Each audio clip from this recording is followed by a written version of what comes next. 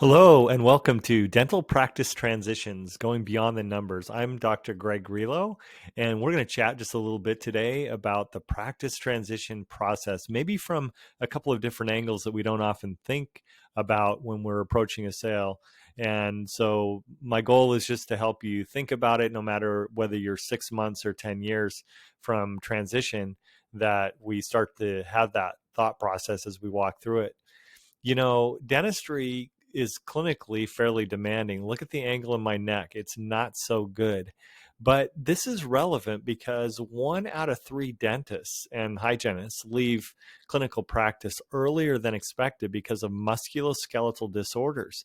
And when you look at this picture, you understand that why that could be. And so it also emphasizes why an exit plan is so important to have in place, not just right when you decide it's time to sell, but we want to have a practice that is always ready to transition if it's ever needed. And that's how we sell into strength and we sell with momentum. It's a journey is what it is. My journey just is an example of the journey that we all take. We all go to school. In my case, I spent 4 years as a U.S. Navy dental officer, and then I was an associate dentist. And then I bought the practice and I brought on my own associate. Then I formed a partnership and I was a senior partner up until fairly recently. And then I've gone through the full transition process and all the steps that are involved with that. I would say that my exit plan started back when I brought on a new associate in 2011, 13, right in that period there. That's when I really started the exit plan. So a 10-year exit plan actually makes a lot of sense in the long run. I think it's important to enjoy the journey as we go down that road. So we don't always want to be looking for a future point, but we want to stop and smell the roses along the way. And that's been important to me and to my family, traveling and having experiences. So I think we need to find the balance in dentistry where we enjoy the journey, but we also have a very intentional eye on the future.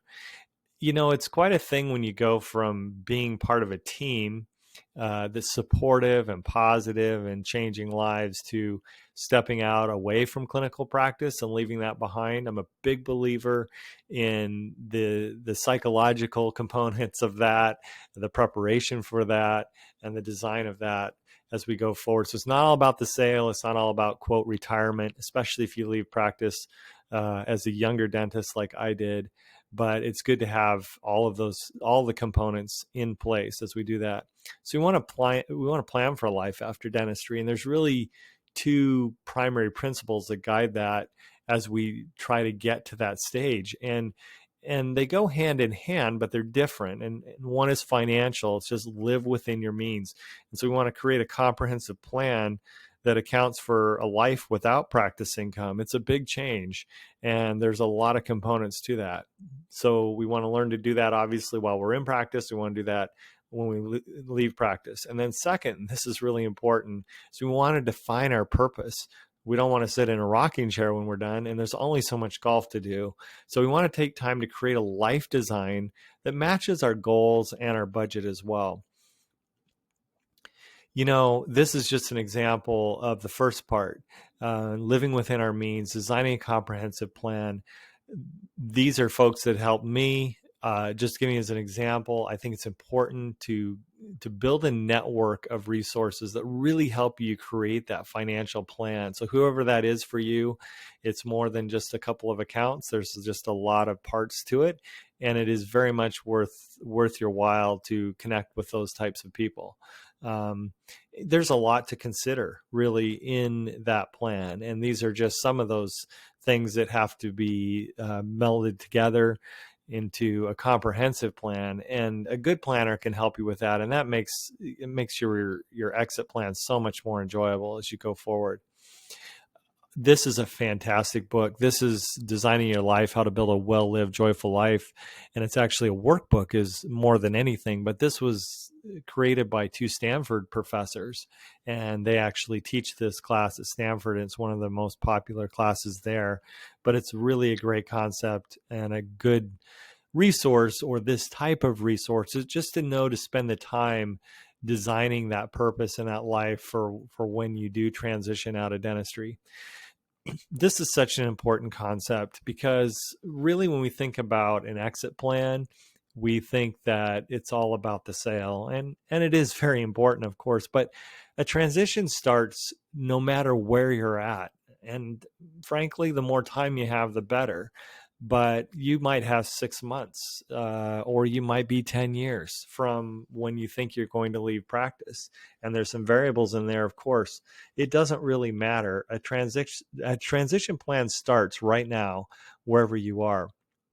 And so, what I like to talk about is, these ownership components that really three critical main areas that determine value and appeal. And you cannot create these overnight. That's why I say if you have more time, it's even better. But there's operations, there's marketing and branding, and there's financial management. And those three key areas really sum up everything that creates the value that will finally be applied to a practice when that time comes. So operations covers everything that goes on from the new patient process to your retention, your recare, your staffing, your quality control, your time management.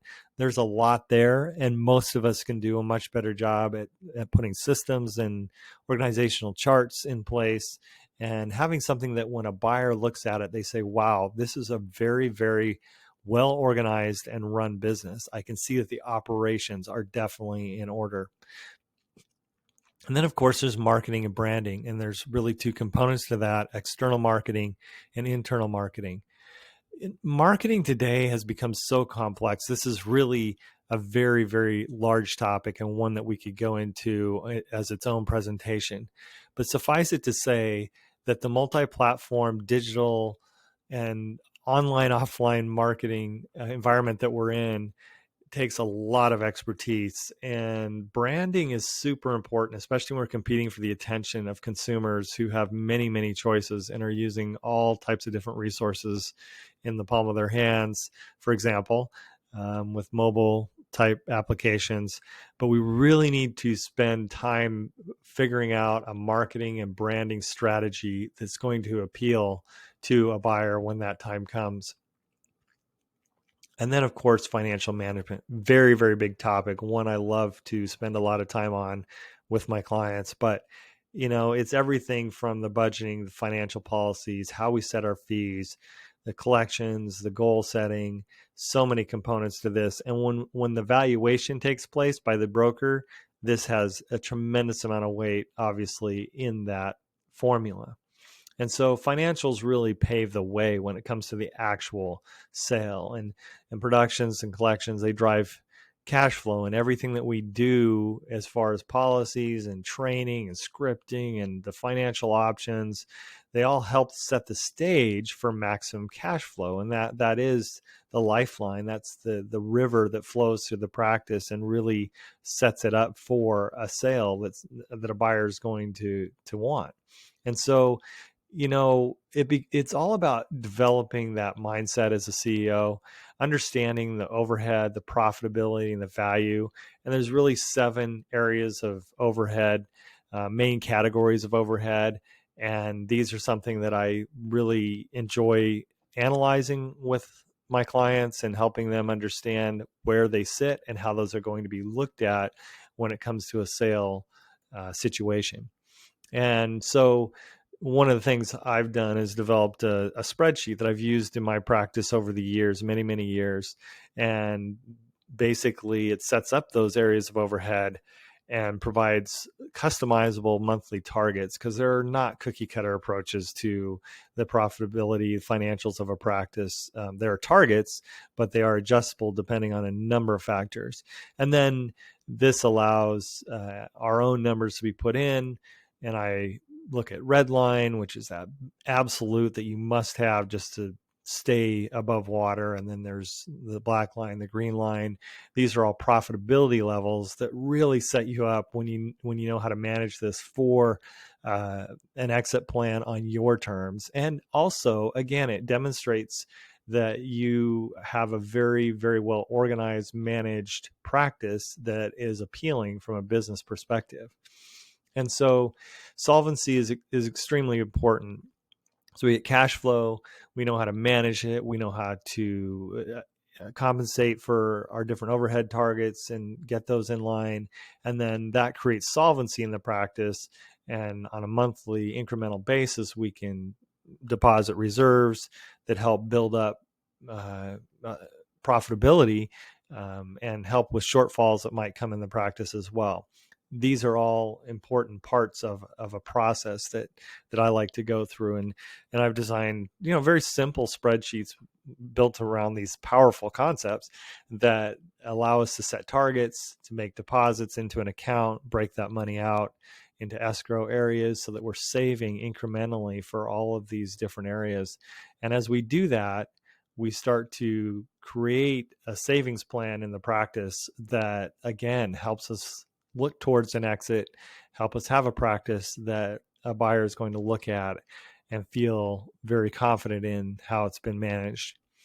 And so, really, when we're looking at all of these areas and how they blend together, one of the things we want to do is we want to consider the generational differences between buyers and sellers. And I'm talking in general terms here. But basically, if we are selling a practice, we've probably been around a little while. Doesn't mean we're old. It just means we've been around a little while. And a lot of our buyers are younger buyers. And so they have a very different view of the world than we may have. And so, if you're looking at younger buyers, they're going to value things like price transparency, innovation, authenticity. And our marketing plan has to be aimed at a future buyer kind of as a secondary part of the strategy. So obviously, if we're building a marketing branding plan, we're really talking about building the practice and attracting patients and nurturing those relationships. And that's our primary aim. But we also want to consider, how is a potential buyer, with their mindset, where they come from, how are they going to evaluate the same cues? And whether it's a DSO or it's a younger buyer, these are all things that play into their perception and analysis of the practice. And so, it's really interesting when you look at some of the statistics out there today and how consumers look at different things. Consider this: 40% of people refer to online reviews before purchasing. That's true for patients, but it's also true for buyers, especially younger buyers. They're going to check and see, what's the reputation of this practice. And 92% of people place a heavy emphasis on a website's design when evaluating a business.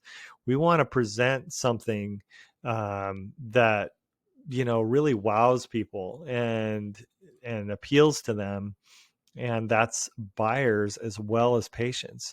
And think of this: 2.4 hours are spent daily watching videos online.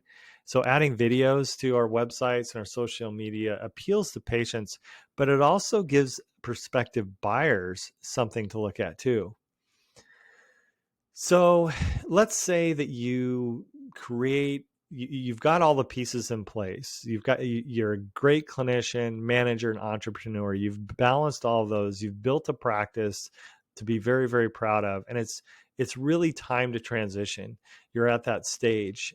And so now what? I mean, really, you want to protect the value and the legacy and your own fulfillment in the process, and the fulfillment of the people that are involved.